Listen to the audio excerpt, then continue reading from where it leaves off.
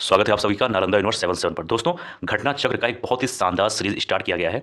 यह series UP PCS RO exam के लिए है। यह सीरीज दोस्तों यूपी पीएससी के द्वारा जो भी एग्जाम कराए जाते हैं उन सभी एग्जामों के लिए है। खास तौर पर यह सीरीज यूपी पीसीएस और आरओ के लिए है। दोस्तों, यह वीडियो आप आरओ के लिए साथ ही साथ यूपी पीसीएस के लिए देख सकते हैं। ये बहुत ही शानदार सीरीज है। जय हिंद, जय भारत। जय दोस्तों, कैसे हैं आप सब। बात करेंगे प्रश्न नंबर 23 में। इसमें कहा गया है निम्नलिखित में से कौन सा युग्म दर्शन प्रचारक सही सुमेलित है। यानी कि एक तरफ दिया गया है दर्शन, एक तरफ दिया गया है प्रचारक। तो थोड़ा सा ध्यान देना, यहाँ पर बीच में एक लाइन है, जैसे यहाँ पर दिया गया है ये वाले में, ठीक है। थोड़ा इसको ठीक कर लीजिएगा। यहाँ पर भी लाइन है, यहाँ चलिए मैं यहाँ पर लाइन एक बना दे रहा हूँ कि कन्फ्यूज़ मत हो आप लोग। फिर ऐसे एक रुक जाइए, ऐसे ऐसे, ठीक समझ में आया।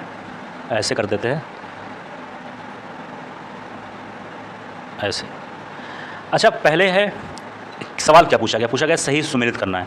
सही उत्तर हो जाएगा ऑप्शन नंबर बी, यानी कि न्याय के बारे में बात करें तो इसका संबंध हो जाएगा गौतम से। अभी हम लोगों ने बात किया कि न्याय दर्शन का संबंध हो जाएगा गौतम से, ठीक है। तो सही पूछा गया तो सही यही हो जाएगा, क्योंकि भाई पतंजलि का संबंध हो जाएगा योग दर्शन से, लेकिन यहाँ पर योग नहीं लिखा हुआ है तो इसलिए ये हो जाता है गलत। अब यहाँ पर ध्यान देना कि लिखा है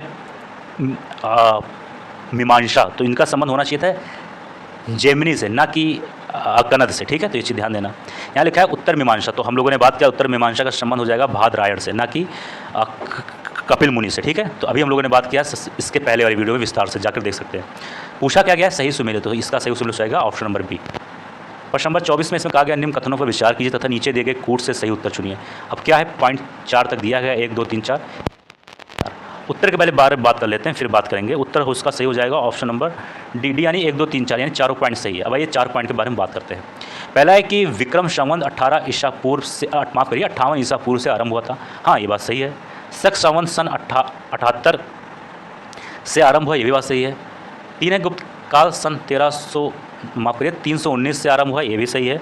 और चौथा है भारत में मुसलमान शासन का युग सन 1192 से शुरू हुआ, तो ये भी बात सही है, यानी चारों पॉइंट जो है सही है। प्रश्न नंबर 25 में कहा गया है कि पुराणों के अनुसार चंद्रवंशीय शासकों का मूल स्थान था। 4 ऑप्शन दिया गया A B C D। उत्तर के बारे में बात करें, सवाल का सही उत्तर हो जाएगा ऑप्शन नंबर सी, यानी कि प्रतिष्ठानपुर। ऑप्शन थोड़ा सा ऊपर नीचे हो गए हैं, सी यहाँ होना चाहिए था, बी यहाँ होना चाहिए था, लेकिन कोई बात नहीं, पीडीएफ बनाते वक्त थोड़ा सा ऊपर नीचे हो गया है, लेकिन जो लिखा है वो सब सही है। सही उत्तर हो जाएगा सी, यानी कि प्रतिष्ठानपुर। थोड़ा सा बात कर लेते हैं इसके बारे में कि पुराणों के अनुसार चंद्रवंश जो है क्षत्रिय वर्ण के 3 मूल वंशों जैसे कि सूर्यवंश और अग्निवंश में से एक था। चंद्रवंशीय शासकों का मूल स्थान त्रेता युग में प्रयाग था, परंतु प्रलय के पश्चात द्वापर युग में चंद्रवंशीय ने प्रतिष्ठानपुर, जो कि वर्तमान में झूसी और प्रयागराज में राजधानी की स्थापना की थी। तो ये थोड़ा बहुत जानकारी आप सभी को होना चाहिए। 26 में है कि हर्ष के समय सूचनाएं किसकी पुस्तकों में निहित हैं। तो इसके बारे में बात करें तो इस सवाल का सही उत्तर हो जाएगा ऑप्शन नंबर बी, यानी कि कलहड़, ठीक है। तो हर्ष के समय की विस्तृत सूचना इसके दरबारी कवि भट्ट की कीर्ति हर्ष चरित से प्राप्त होती है। इससे जुड़ी कुछ सूचनाएं कलहड़ कीर्ति राजतरंगिणी में भी मिलती है। कालिदास एवं हर्षेण की रचनाओं में हर्ष से संबंधित किसी भी सूचना का उल्लेख नहीं है, क्योंकि ये हर्ष से पूर्व के काल के हैं। 27 में आ जाइए, इसमें कहा गया हर्ष के साम्राज्य की राजधानी थी। तो 27 के बारे में बात करें दोस्तों, इस सवाल का सही उत्तर हो जाएगा ऑप्शन नंबर, यानी कि कन्नौज। तो चीनी स्रोतों से पता चलता है कि हर्ष एवं राजश्री दोनों साथ साथ कन्नौज के राज सिंहासन पर बैठे थे।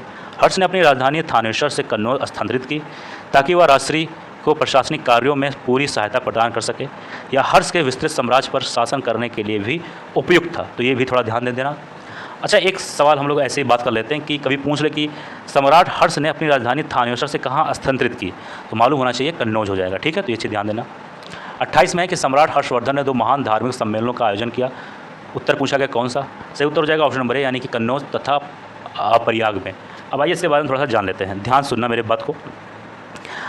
अन्य धर्मों से महायान की उत्कृष्टता सिद्ध करने के लिए हर्ष ने कन्नौज में विभिन्न धर्मों एवं संप्रदायों के आचार्यों की एक विशाल सभा बुलवाई थी। चीनी साक्ष्यों के अनुसार इस सभा में 20 देशों के राजा अपने देशों के प्रसिद्ध ब्राह्मणों, श्रमणों, सैनिकों, राजपुरुषों आदि के साथ उपस्थित हुए थे। इस सभा की अध्यक्षता हेन शांग ने की थी, जो कि एक चीनी यात्री था।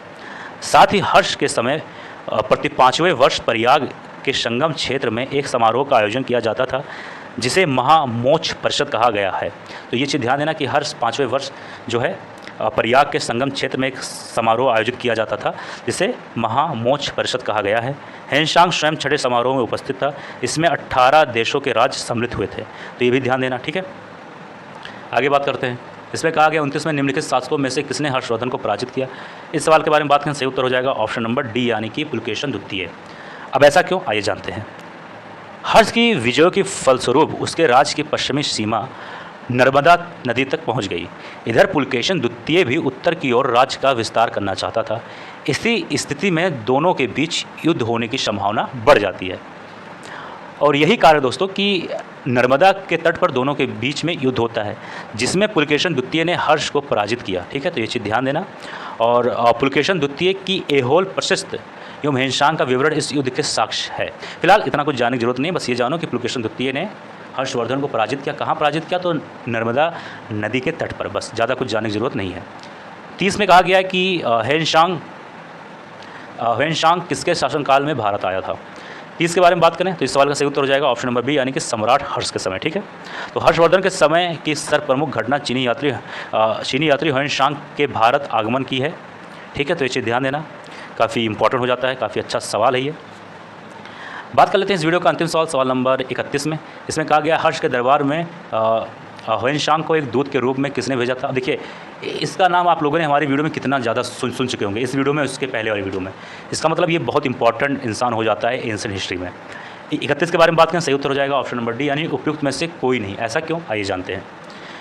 हेनशांग चीन के तांग वंशी शासक ताई शुंग का समकालीन तथा इसी के राज्य का नागरिक था। तुर्क आक्रांताओं के भय से ताई शुंग ने अपने नागरिकों के लिए पश्चिम में विदेश यात्रा पर प्रतिबंध लगा रखा था। हेनशांग ने तांग शासकों की राजधानी चंगन से स्वतंत्र रूप से भारतवर्ष के लिए 629 ईस्वी में प्रस्थान किया। भारत प्रवास के बाद जब वह वापस चीन पहुंचा तब सम्राट ने उसके कृत्यों के लिए उसे दंडित करने के बजाय उसका स्वागत किया था और उसे अपना आध्यात्मिक सलाहकार नियुक्त किया था। तो दोस्तों यह था आज का वीडियो। कोई डाउट हो, कोई दिक्कत हो, कोई तकलीफ हो, कमेंट बॉक्स में लिख देना। मिलते हैं किसी और वीडियो में। जय हिंद, जय भारत।